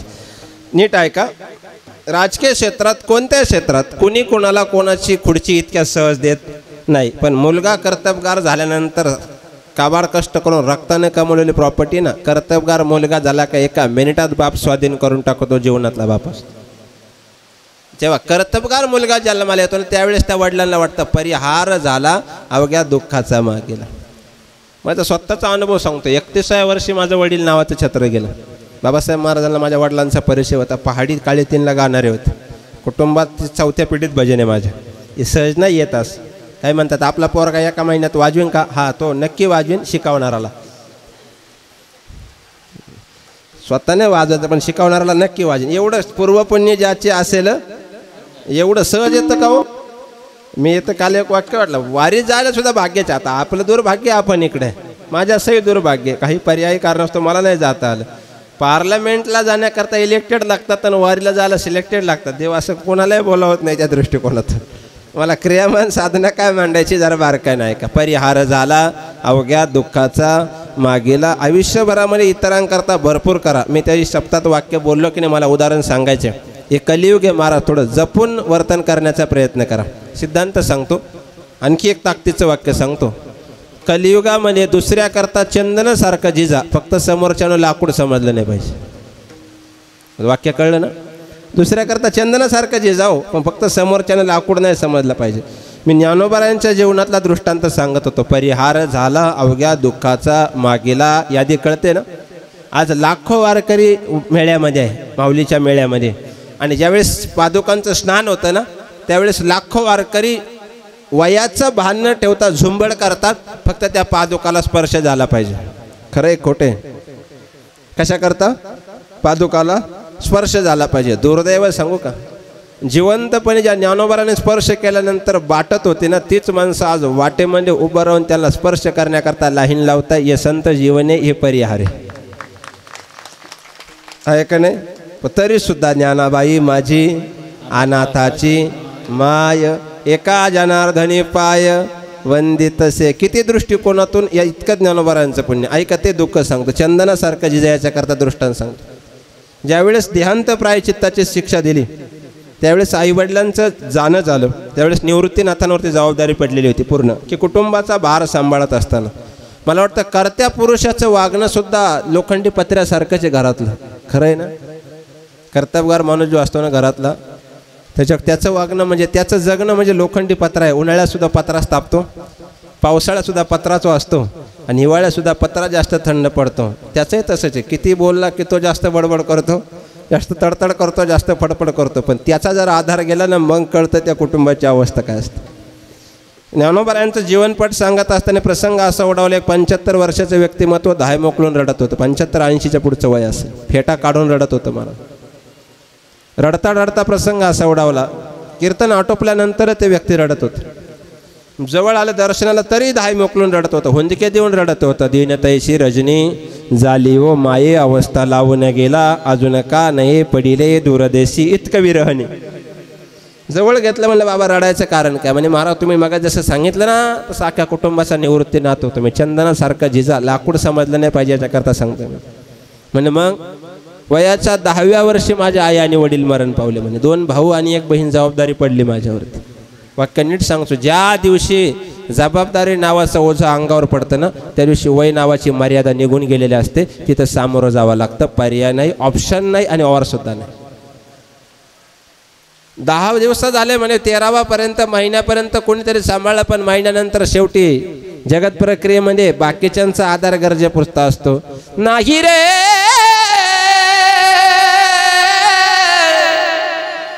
नाही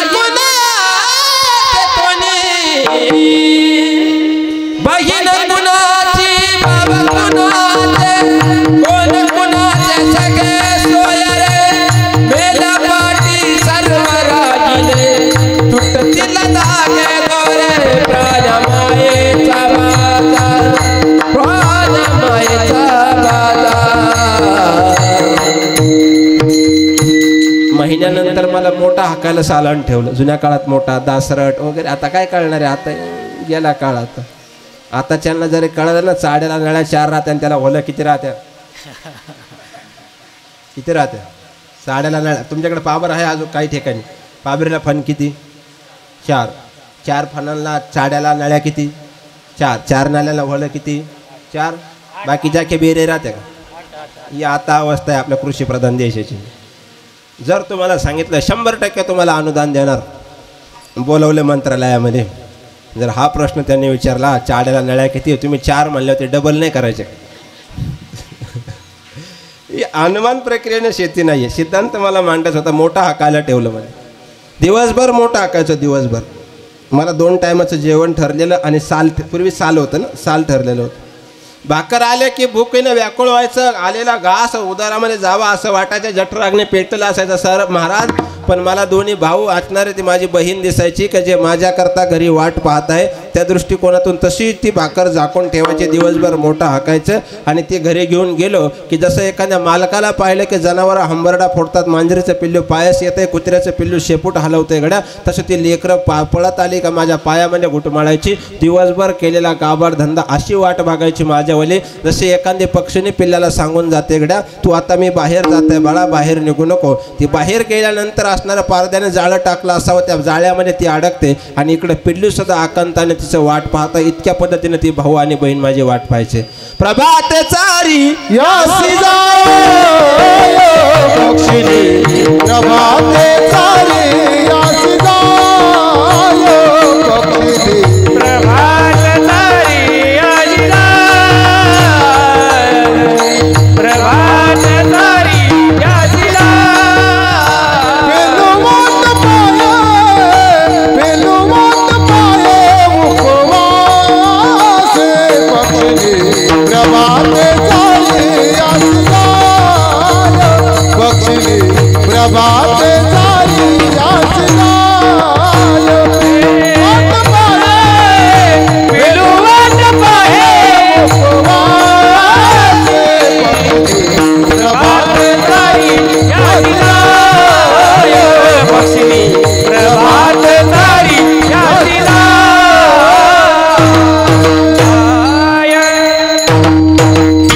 अशी अवस्था व्हायची. ती लेकरं जवळ आली की दोघांना बाजूला बहिणीला घ्यायचं, ओट्यावरती बसायचं. दिवसभर शिळी झालेली भाकर आहे तशी घ्यायची आणि असणाऱ्या त्या माझ्या हातानं त्यांच्या तोंडापर्यंत नेली की जसं मुखारविंद उघडल्यानंतर तोंडात घास गेला की दिवसभर केलेलं कष्ट विसरून जायचो. त्यांचं पोट भरलं की मला आनंद व्हायचा की माझी लेकरं त्या आनंदाने झोपे गेली. 40 वर्ष त्यांच्याकरता मोठा हाकला. किती वर्ष? 40 वर्ष. दोन्ही भावांना नोकरीला लावलं. बहिणीचा सुद्धा विवाह चांगल्या ठिकाणी केला. म्हणलं मग इतकं सुंदर कार्य केलं तुम्ही, निवृत्तीनाथच हात कुटुंबा करता. म्हणलं महाराज पण पुढे ऐका. कालाय तस्माय नम. जोपर्यंत बैल शेती होती तोपर्यंत कालखंड चांगला होता. म्हणलं मग आता ट्रॅक्टरचा जमाना आला, जन्माला येतानाच आईच्या उदरातून आपण वेगळे आहोत, तर कुटुंब त्या पद्धतीने ज्याचे त्याचे झाले, वेगळे झालो. माझी शेती डोंगराच्या कडानं गेली, दोघाही बंधूंची रोडच्या लगत आली. फक्त तांत्रिक युगामध्ये ट्रॅक्टर जाण्याकरता 10 फूट रस्ता ज्यांच्याकडे मागितला, जी 40 वर्ष मोठा हाकून जमीन कमवून दिली ना, फक्त 10 फूट रस्ता दोघांकडे मागितला. वयाच्या 75व्या वर्षी त्यांनी 10 फूट रस्त्याकरता मला कोर्टात उभं केलं. दुसऱ्याकरता चंदन म्हणून जिजा, फक्त त्याने आपल्याला लाकूड समजलं नाही पाहिजे. ही अवस्था ज्या दिवशी त्या व्यक्तीच्या लक्षात आली असेल, त्याची अवस्था काय असेल? परिहार झाला, परिहार झाला, परिहार झाला, परिहार झाला, परिहार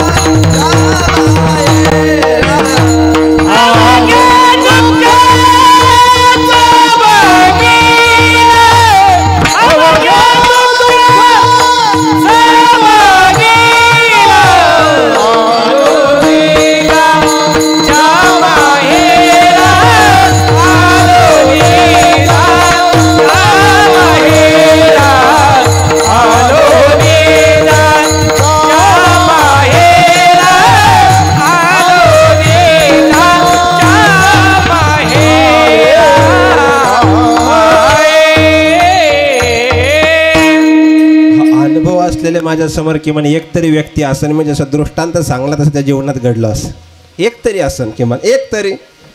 असं एक कलियुग आहे, म्हणून चांगलं जीवन जगा. या बाबांच्या प्रित्यर्थ यत श्राद्ध आहे की या ते कर्म, त्याला श्राद्ध मानतात. आता या दिनीट ऐका का करतो श्राद्ध.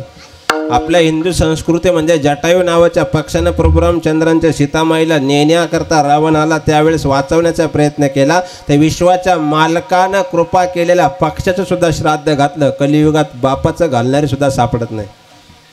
13व्यात वळून देतील, 6 माशी वळून देतील. कसे वळवतील मला माहीत नाही. मला तर बरेचसे 10 येतात. मला पुढे लग्न आहे, त्यामुळे 5व्या दिवशी उरकायचं आणि 13वा कधी करायचा मग आहे काही विधी. यादी नीट ऐका. का श्राद्ध करतो आपण. गेलेल्या पितरांना आजच्या दिवशी शांतीपुरीमध्ये यमाच्या समोर उभं केलं जातं. गरुड पुराणातला सिद्धांत सांगतो. त्याच्या प्रित्यर्थ कुटुंबियाने अन्नदान, ज्ञानदान, द्रव्यदान, गोदान, भूदान, कांचनदान यापैकी काय केलं ते पुण्य, उर्वरित आयुष्यात केलेलं पाप कर्म त्यातून वजा केलं जातं. उर्वरित पुण्यकर्मानुसार राहिलेलं पाप कर्म फलित करण्याकरता त्या जीवाला दुसरा देह समर्पित केला जातो. नाशिले ते पुनरुपी दिसे म्हणून याच श्राद्ध आहे. कर्म त्या पितरांच्या ऋणातून उतराय होण्याकरता. जे नाही करते अहकटा करीती स्वर्गीचे पितरण वंशीद्वाराचार पुत्र झाला. आणि जे करतात तुका म्हणे पितृ आशीर्वाद देती आणि कल्याण इच्छिता तिथं कोणा. ग्रामदैवत, कुलदैवत आणि पितृदैवत 3च आहे. नीट ऐका दोष लागण्याचे कारण. ग्रामदैवताला वर्षातून नाही, दररोज दिवसातून एकदा जरी दर्शन झालं तर ते प्रसन्न असतं. कुलदैवताला वर्षातून एकदा जरी भोग दिला तरी ते प्रसन्न असू शकतं. पण पितृदोषानं जर बऱ्याच जणांची कुंडली काढली ना, तर पितृदोषाशिवाय पर्याय नाही. मग आपल्याकडे पर्याय पितृदोष झाल्यावर काय करतात. तुमच्याकडे काय करतात. नागबली करतात का. नाग कशाचा असतो. हां बोला ना. मी जाऊ घरी. नाग सोन्याचा. आणि ज्याची परिस्थिती तो करीन बो नाग सोन्याचा. पण ज्याची परिस्थिती नाही त्याने नाग सोन्याचा केला आणि त्याचा नाग बळी गेला. मग हां नाही कळलं का. सोन्याचा नाग करा म्हणजे नाग बळी गेला, त्याने काय करायचं. त्याला सोपा मार्ग सांगतो. पितृदोष घालवायचा असेल ना, गेलेल्या ज्यांचे पितर आहे, गेलेल्या पहिल्या महिन्यापासून प्रतिमा उंचीवर ठेवायची नाही. जमीन प्रक्रियेला छोट्या पिढ्यावर पाटावर प्रतिमा ठेवायची. दीप प्रज्वलन करायचं. आणि 11.5 महिन्यानंतर आपल्याकडे श्राद्ध घालतात. पुरावे सांगतो ऐका. कंटिन्यू हरिपाठाचं वाचन करायचं. 28 अभंगाचं पुराव्यासहित सांगतो. हरिपाठातून पितृदोष घालवण्याचे बरेचसे मार्ग सांगितले. यादी ऐका. मातृ पितृ भ्राता सगोत्र अपार चतुर्भुज नर उभे ठेले. इथपर्यंत जमन ना?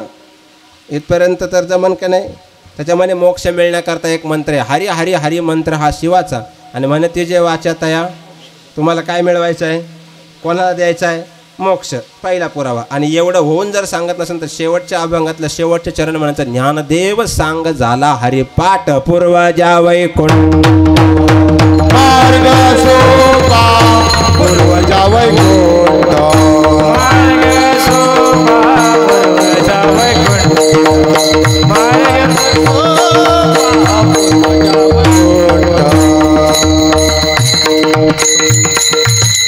एवढं सोपं तर जमल ना? तुझं आहे तुझं पाशी परी तू काशीला जाता ट्रिपा काढू काढू नाही असं नाही म्हणायचं मला. ब्रह्मचैतन्य गोंदवलेकर महाराजांनी आईला काशीला नेण्याकरता वाडा ऐकून ट्रिप काढली होती. आमच्या ट्रिपा काढून डबल मजले झाले. दुर्दैव आहे.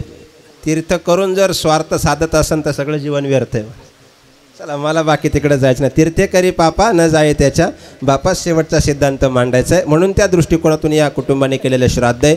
बाबांच्या प्रित्यर्थ जमलेला हा जनसमुदाय. शेवटचे 5 मिनिटे मी तुमचे घेणारे. जमेल त्या ठिकाणी परोपकार करा. जमेल त्या ठिकाणी संगती चांगल्याची करा. जमेल तितकं दुसऱ्याच्या दुःखामध्ये सहभागी होण्याचा प्रयत्न करा. मरेपर्यंत आईवडिलांची सेवा करा. बस बाकी मला बाकी सांगायचं नाही. लाखो लोक आता पंढरपूरला जाणार आहे. कशा करता? बोला बोला. काही वारी ते काही जाणारे, काही एकादशीला आहे, काही आता निघणारे, काही दुपारी, काही असं प्रत्येकजण. कशाला? कोणाचं दर्शन आहे पंढरपूरला तुम्हाला? पांडुरंगाचं. पांडुरंग कशा करता आला? माय बापाची सेवा करूने विठ्ठला निला रे चका कशीर विठ झोकली पुंडलिका. पुंडलिका भेटावया परब्रह्म तिथं आलंय. यादी नीट ऐका. कशा करता आलंय? तरी घरी माता पितरा धड बोली नाही संसारा एरवी विश्वभरी आदरा मूर्खो जायचा. बस याच्यापेक्षा माझ्याकडे शब्द नाही आहे. ज्ञानोबरांच्या शेवटच्या अध्यायातली शेवटची ओवी आहे. म्हणून त्या देवाला जाऊन विचारा खरं पुण्य काय. मरेपर्यंत आईवडिलांची सेवा करा. एक वाक्य नोट करून सांगतो. ज्या कुटुंबामध्ये मरेपर्यंत आईवडिलांची सेवा आहे असं नोट करून वाक्य ठेवा. तेच कुटुंब कुठंतरी लक्ष्मी प्रधान आहे आणि चांगल्या परिस्थितीमध्ये आज सध्यासुद्धा. असं नोट करा तुम्ही गावातसुद्धा. आजही तुमच्या गावातली 10% घरंही जुन्या माणसांच्या नावानेच ओळखले जातात. यावर तुमचं मत काय? कारण ते फर्स्ट जनरेशन होतं. नीती होती, आचरण होते, म्हणून त्यांना फर्स्ट क्लास म्हणायचे. आता आपण थर्ड जनरेशन आहे. विचार, नीती, आचरण संपली, त्यामुळे लोक आपल्याला क्लास जोडतात. नाही कळलं त्याला धन्यवाद. तेवढं खाली येऊन बोलत नाही मी. कोणत्या पद्धतीनं मरेपर्यंत आईवडिलांची सेवा. ज्या कुटुंबात ते भाग्यवान कुटुंब आहे महाराज. एक वाक्य बोलून जातो. बसलेल्यापैकी बरेचसे माणसं म्हणतात दारामध्ये वयस्कर व्यक्ती, काही माणसांना बोजा वाटतो, काही माणसांना ते ओझं वाटतं. काही माणसं आम्ही चहा प्यायला काय म्हाताऱ्याला बाजूला करा रे महाराज येणार आहे. अरे त्याच्यामुळं तुझं घर आहे मग महाराज तुझ्या घरी येणार आहे. आमच्याही घरी माणसं यायचे ना. अजिबात देखावापणा पद्धतीने करू नका. मरेपर्यंत सेवा करा. तुम्हाला त्याचा तुम्हाला खरं सांगू जग आत्ता कलियुगामध्ये लाईव्ह कंडिशन सांगतो. कलियुग तुमच्या गावापैकी एक तरी घर असं असेल. मी प्रत्येक महाराष्ट्रात उभ्या महाराष्ट्रात बोलतो, लाईव्ह बोलतो, याचं मला भान आहे की ज्यांची मुलं सुज्ञ पद्धतीने शिकलेली, चांगल्या ठिकाणी नोकरीला आहे, पण तरीसुद्धा आईवडील 70-75च्या वर्षामध्ये स्वतः कष्ट करून स्वतःचं जीवन वेगळं जगतं असं एकतरी घर सापडेल. तुमचं आधाराची गरज त्यांना स्वतः जीवनाचे हातपाय चालतात तोपर्यंत नाही. ज्या दिवशी त्यांचे हातपाय थकले ना, ते निराधार पद्धतीने उचलत नाही ना, नाकामुक गळू लागले, त्याच्याकरता आयुष्यभर तुम्हाला सांभाळलेलं आहे. आणि म्हातारपणात ज्यांना ज्यांना आई वडील सासू सासरे जड वाटत असेल ना, त्यांनी मला नावं द्या. त्यांची मरेपर्यंत सांभाळायची जबाबदारी या व्यासपीठावर आत्ताच्या आत्ता लाईव्ह घेतो मी. ते बी भान ठेवून बोलतोय. कीर्तन संपल्यावर नावं द्या. फक्त माझी एक अट आहे त्याच्या खाली. ज्यांची ज्यांची नावं माझं येतील ना, त्यांच्या नावावरची पहिली नावं करायची. नको मग डोल काढायला 4 जण म्हातारं धरून बँकेत नेत्या. संपत्ती पाहिजे, सांभाळायला नको. कोणत्या दृष्टिकोनातून विचार करताय? जरा आई वडिलांची मरेपर्यंत सेवा करायची. माझं कीर्तन संपलं. शेवटचं प्रबोधन तुमच्या करता करतो. महिला वर्ग, तुम्हाला खरं माहेर कुठपर्यंत आहे? आई येतोपर्यंत का बाप येतोपर्यंत? आई. खरं माहेर बाप येतोपर्यंत. वडील गेल्यावर जर आई जर पारतंत्र्यात गेली, पारतंत्र्य कळतं ना. बरं दीपावळीला तुम्ही गेले ना, लय कोविड आहे, यंदा दुष्काळ आहे, रिकाम्या हाताने मागं फिरले ना, दारात बसलेली आई असते, तिच्या डोळ्यात अश्रू असतात आणि तिचं म्हणणं असतं, बाळा तांब्यावर पाणी आणि चोखंड भाकरी याचाच मला अधिकार राहिलाय. त्या ठिकाणी बाप जिवंत असेल ना, प्रयास सगळं तुला दिलंय गडे. आपण माझं लेकरू जर रिकाम्या हाताने सासरात जात असेल त्याची आग लावायची, मला त्या प्रॉपर्टीला मी नावावरच ऐकेल, पण रिकाम्या हाताने जाऊन देणार ना, तो जीवनातला बाप असतो. ज्या दिवशी तो बाप जीवनातून जातो ना, त्या दिवशी उणीव कळते महाराज. आयुष्यभर कष्ट करतो. म्हणजे मला सुद्धा एक मुलगी, बापाचं 100% प्रेम मुलापेक्षा मुलीवर जास्त असतं का नाही. म्हणून जीवनामध्ये एक तरी मुलगी असावी दादा. का असावे सांगू का? किमान माणसं जन्माला आल्यावर घाई करतात, आयुष्यभरही घाई करतात आणि मेल्यावर सुद्धा जाळायची घाईच करतात. मग किमान 200-300 किलोमीटरवरून येणारी एखादी जरी मुलगी असली ना, किमान माणसं तेवढं तरी म्हणतात, तिला येऊस तरी त्याला थांबवा. म्हणून भाग्यवान आहे किमान एक तरी मुलगी जीवनामध्ये असावी. आयुष्यभर आपल्याकरता केलेलं कष्ट आहे. काय असतो जीवनातला बाप? एक वाक्य सांगतोय का? पूर्वीच्या काळी पाळण्याला बाशिंग बांधून लग्न व्हायचे. शेवटचे 5 मिनटं घेतोय मी. व्हायचे ना पाळण्याला बाशिंग बांधून, तरी लोक बदलत नव्हते. जाऊ द्या चला. इथं लग्न मंडपात नवरदेव गेला तरी बाहुल्यावर दुसरा स्वभाव होता. एक कलियुग आहे. इतकडे विचित्र जात नाही मला. पाळण्याला बाशिंग बांधून लग्न व्हायचे आणि मग नांदायला पाठवायचं. आज्ञान वय असायचं. त्या लेकराकडून काही चूक झाली का, पूर्वीच्या सासू या शब्दामध्येच अडचणी. सासू सारख्या सूचना. घरात भांडण दोन आहे, सासू आणि सून. सासू शब्दाच्या व्याख्या सारख्या सूचना. सासू त्याच्या विरुद्ध सून, सूचना नको, म्हणून भांडण होतं. शब्दाचा विग्रह असा आहे. मग ते सासू त्रास करायचा. पूर्वीचा काळ असा होता, 6 महिने लग्न होण्यापूर्वी सून विचार करायची, सासू कशी भेटेल, सासू कशी भेटेल, सासू कशी भेटेल. काला येत असं महिना. मग आता बदल झाला. आता सासू 6 महिने आधी विचार करते, सून कशी भेटेल, सून कशी भेटेल. आल्या आल्या पुंडलिकावर हरी विठ्ठल श्री ज्ञानदेव पालखी सोहळा. ते काला येत असं महिना. मग तो जाच केला, एखाद्या तो निरोप पाठवला जायचा पूर्वीच्या काळी आहे ना. मग ते येता येता कधी कधी तो निरोप 6 महिने लागायचे. म्हणून पूर्वीच्या काळी 6 महिने. आजही सिव्हिल डिफेन्स दृष्टिकोनातून कोर्टाच्या निर्णयामध्ये दिवस प्रक्रियेमध्ये 6 महिन्याचा डिस्टन्स आहे. कारण किमान ते कुटुंब 6 महिन्यात पुन्हा एकत्र होतंय काय, हे पूर्वीच चालत आलेलं आहे जुन्या परंपरेपासून. म्हणून ते मॅसेज पोहोचायचं 6 महिने लागायचे. ते कुटुंब इकडं सुरळीत व्हायचं. आता तू व्हिडिओ कॉल कर, रेकॉर्डिंग करून ठेव, मी 5 मिनिटात आलो, त्याला इथून जे उचलतो ना डायरेक्ट एरोड्याला नेतो. इथपर्यंत मजा गेली माणसं. खरं बोललं म्हणजे बरं वाटत नाही. इतक्या खालच्या दर्जाला माणसं गेली. आता ते विचारायच नको, तुम्ही बहिणीच मुख्यमंत्री झाल्या त्यामुळे बोलायचा अधिकारच नाही तुला आम्हाला. आता काय आपल्याकडं ऑथॉरिटी आता संपला आपला. आता ते लगेच कॉल. तुम्हाला तर ठोतच नाही मग इथं. तुमचं काय, मला धाको भरायला कीर्तनावून आलं फरक. जाऊ द्या, यादी मला तिकडे मांडायची नाही. कर्मधर्म सहयोगाने तो बाप दारात आला की पूर्वी पदर पसरायचे. 5 मिनिटं घेतोय फक्त. पदर पूर्वीच्या काळी पदर पसरायचे. एकदा झालेली चूक पदरात घाला, पुन्हा जर माझ्या लेकराची चूक झाली तर तुमच्या दारात फुकून जाईन, त्या बापाचे शब्द होते. असं एखादी सुवासिनीला आई वडील दोन्ही गेले की मग ती एका कोपऱ्यात बसून रडायची आणि सांगायला कोणीच नव्हतं ना. आमचे गुरुवारी बाबा ते जुन्या काळात एक शपक असणारं पद म्हणायचे, माय बाप गेले दोन्ही, आता उरले नाही कोणी, परक्याचे काही करुणा कोणी माय जात सासूचा सोसना रे नदा, कोणी माहेरच येईना, कोणी माहेरच येईना. म्हणून जिवंतपणे बापाला समजून घ्या. काल 1 कप जिंकला तर शर्ट काढून नाचणाऱ्या अवलादी पाहिल्या महाराष्ट्रात. बैला मागा 1000 पावलं चालणारं वडील, त्याचं काही मर्यादा कळत नाही का जीवनामध्ये तुम्हाला? एक साधं वाक्य बोलू का? एक वाक्य जरा नीट आहे का? जवळ कधी तरी बापाच्या बसा. त्याने आयुष्यभर केलेलं आपल्याकरता कष्ट काय आहे याची जाण ज्या पोरांना ना, तीच पोरं जीवनामध्ये चांगल्या ठिकाणी आहे. हे नोट जीवनामध्ये त्याने काय केलंय? त्याच्या पाटक्या सदऱ्याला सदा कातर लागलेली, त्याच्या उभ्या आयुष्याला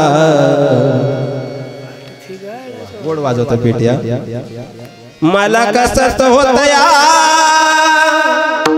कुणी बाबा म्हणताना, उरी हुंद का दाटतो या गोष्ट बाबाची सांगता. जिवंतपणे आई वडिलांची सेवा करा. मी गीत म्हणत असतो, प्रत्येकाने अपेक्षा केली होती शेवटचं तेवढे गीत म्हणतो थांबतो. मी जास्त शपकाकडे जात नाही, पण आता सगळे फरमाईश जग झाला. पिंगळा 45,000 गेला. आम्ही का म्हणू नये? खरं बोललं म्हणजे मग वाईट वाटतं. असं आहे ते. आता त्यांचं कसंही चालतं, मोठ्याचं कसं बाबा, त्यांना लई दरवाजे राहतात. आपले एकच झोपडीच्या दरवाजा ये आणि जा. तरी आनंद दृष्टिकोनातून जिजू जिजू संसाराचा रे ना ओ राम दे माया त्याच्या काळा मेघवानी दाखविना कधी कुणा डोळ्यातल पाणी जिजू जिजू संसाराचा गाडा हाकला होटामध्ये आसू जरी कनावा कला गडी बारा तुका बगड्या ऐका लया बगड्या उमगाया बापर उमगाया जिवंतपणे आई वडिलांची सेवा करा जमेल त्या ठिकाणी परोपकार करा जमेल तितका दुसऱ्याच्या दुःखामध्ये सहभागी व्हा